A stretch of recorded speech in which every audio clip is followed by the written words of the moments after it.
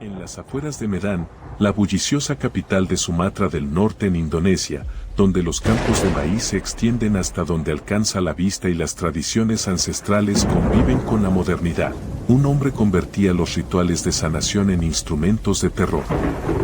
En una sociedad donde la magia y la espiritualidad forman parte integral de la vida cotidiana, un autoproclamado brujo utilizaba la fe de sus víctimas como arma letal. Los campos que alimentaban a familias enteras se convirtieron en tumbas silenciosas, y los rituales que prometían prosperidad conducían a un destino que nadie imaginaba. Esta es la historia de uno de los casos más perturbadores del sudeste asiático. Su nombre era Ahmad Suradji, pero era conocido como el brujo, Nasib Kelewan, Datuk Maringgi y Duku Nas. Con 42 víctimas confirmadas y posiblemente hasta 80, este criminal indonesio fue condenado por asfixiar a mujeres y niñas en una serie de crímenes rituales que, según él, le otorgarían poderes mágicos sobrenaturales. Durante 11 años, entre 1986 y 1997, Suradji cobraba dinero a sus víctimas a cambio de rituales de sanación, para luego enterrarlas hasta la cintura en los campos de maíz y acabar con sus vidas. Su caso expuso la peligrosa intersección entre la superstición, la vulnerabilidad social y la depredación criminal. El 10 de enero de 1949, en Medan, la capital de la provincia de Sumatra del Norte en Indonesia, nació Ahmad Suradji. Medan, una de las ciudades más grandes y diversas de Indonesia, era un crisol de culturas donde las tradiciones malaya, batak, javanesa y china coexistían en un tejido social complejo. En esta sociedad, la figura del dukun, el curandero o brujo tradicional, ocupaba un lugar respetado y temido a partes iguales.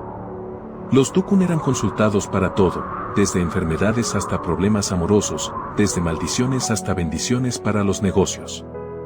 Suradji crecería para explotar esta tradición cultural de la manera más criminal imaginable.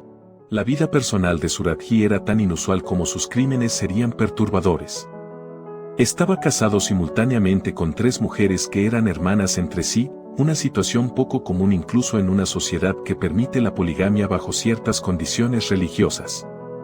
Vivía con sus 3 esposas en una casa en las afueras de Medan, donde había establecido su práctica como dukun, recibiendo clientes que buscaban soluciones espirituales a sus problemas terrenales. No se le conocían hijos. Esta estructura familiar, combinada con su autoproclamada condición de hombre espiritual, le proporcionaba una fachada de respetabilidad que nadie cuestionaba abiertamente. En 1986, cuando Ahmad Suradji tenía 36 años, comenzó la serie de crímenes que se prolongaría durante 11 años devastadores. Según sus propias declaraciones posteriores, todo comenzó con un sueño en el que su padre fallecido le indicaba que debía consumir la saliva de sus víctimas para obtener poderes mágicos, y que necesitaba alcanzar un total de 70 víctimas antes de ascender al estatus de dukun verdadero. Ya fuera que creyera genuinamente en esta visión o que la utilizara como justificación para sus impulsos criminales, el resultado fue el mismo, una campaña de violencia sistemática contra mujeres y niñas vulnerables que confiaban en sus supuestos poderes curativos. El método de Suradji era tan elaborado como macabro. Las mujeres acudían a él buscando soluciones espirituales a sus problemas, algunas querían mejorar su suerte, otras buscaban remedios para enfermedades, y muchas deseaban rituales para atraer el amor o la prosperidad. Suradji les cobraba dinero por realizar estos rituales, que según él requerían ser ejecutados en los campos de maíz cercanos a su casa durante la noche. Una vez allí, convencía a sus víctimas de que debían ser enterradas hasta la cintura como parte del proceso ritual. Cuando estaban inmovilizadas e indefensas, las asfixiaba con un cable, transformando un acto de fe en una trampa mortal. Después de cada crimen, Suradji seguía un ritual adicional igualmente perturbador. Desenterraba a sus víctimas, las desvestía y las volvía a enterrar desnudas en los mismos campos de maíz. Estos campos, que rodeaban su propiedad en las afueras de Medan, se convirtieron gradualmente en un cementerio clandestino de proporciones escalofriantes.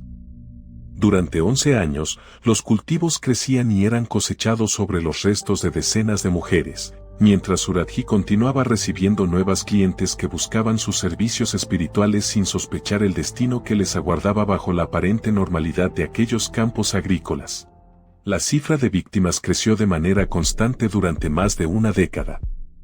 Suradji, motivado por la creencia de que necesitaba 70 víctimas para completar su transformación espiritual, no mostraba señales de detenerse por voluntad propia. Las desapariciones de mujeres en los alrededores de Medan generaban preocupación entre las familias, pero la conexión entre estas desapariciones y el respetado dukun local no era evidente para nadie. En una cultura donde consultar a los brujos era una práctica aceptada y donde las mujeres que visitaban a estos curanderos no siempre informaban a sus familias, las ausencias podían pasar inadvertidas durante semanas o meses. Las investigaciones policiales sobre las desapariciones de mujeres en la zona de Medan avanzaban lentamente. Las autoridades indonesias enfrentaban los desafíos típicos de las investigaciones en zonas periurbanas, recursos limitados, jurisdicciones fragmentadas y una población que no siempre confiaba en las fuerzas del orden. Sin embargo, a medida que las desapariciones se acumulaban, los patrones comenzaron a emerger. Los familiares de las víctimas, desesperados por encontrar a sus seres queridos, presionaban a la policía para que intensificara las búsquedas. Las pistas convergían gradualmente hacia las afueras de Medan, donde un dukun conocido recibía visitas frecuentes de mujeres que luego no regresaban a sus hogares. La investigación dio un giro decisivo cuando las sospechas se centraron en Ahmad Suradji. Los testimonios de familias que sabían que sus seres queridos habían visitado al dukun antes de desaparecer proporcionaron la conexión que las autoridades necesitaban. La policía de Medan organizó una operación para investigar la propiedad de Suradji y los campos de maíz circundantes. Lo que encontraron confirmó los peores temores, evidencia que vinculaba al supuesto curandero con múltiples desapariciones. El hombre que la comunidad había consultado en busca de sanación era el mismo que había causado tanto sufrimiento. El 2 de mayo de 1997, a los 48 años de edad, Ahmad Suradji fue arrestado por la policía de Medan. La excavación de los campos de maíz alrededor de su propiedad reveló la magnitud completa de sus crímenes. Los restos de decenas de víctimas fueron recuperados de la tierra donde habían permanecido ocultos durante años. La noticia de su captura y de los hallazgos en los campos estremeció a toda Indonesia, un país que, a pesar de su familiaridad con los dukun y las prácticas espirituales tradicionales, nunca había imaginado que estas tradiciones pudieran ser pervertidas de una manera tan criminal y despiadada.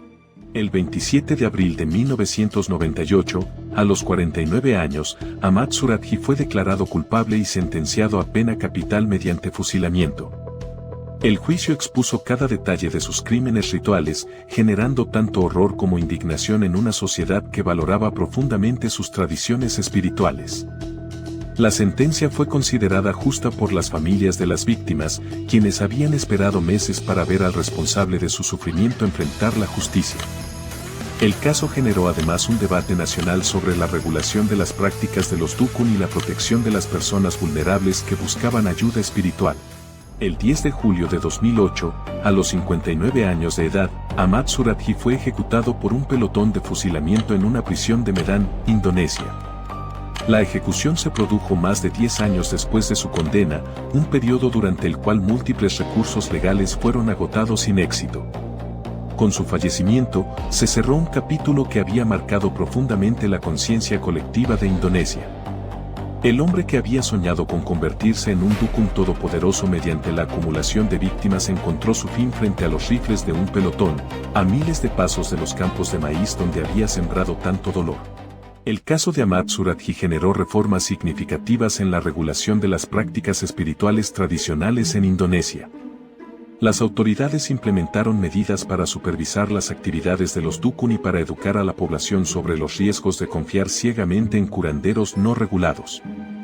Sin embargo, cambiar tradiciones arraigadas durante siglos resultó ser un desafío enorme en una sociedad donde la espiritualidad permea todos los aspectos de la vida cotidiana. El equilibrio entre respetar las tradiciones culturales y proteger a los ciudadanos vulnerables se convirtió en un debate que continúa hasta el día de hoy. Las 42 víctimas confirmadas de Ahmad Suradji eran mujeres y niñas que buscaban ayuda en un momento de vulnerabilidad. Confiaron en un hombre que la sociedad consideraba un guía espiritual y pagaron el precio más alto por esa confianza. Sus familias cargan con un dolor agravado por el conocimiento de que sus seres queridos acudieron voluntariamente a quien les arrebataría la vida. Los campos de maíz en las afueras de Medán han sido transformados, pero la tierra guarda la memoria de lo que allí ocurrió.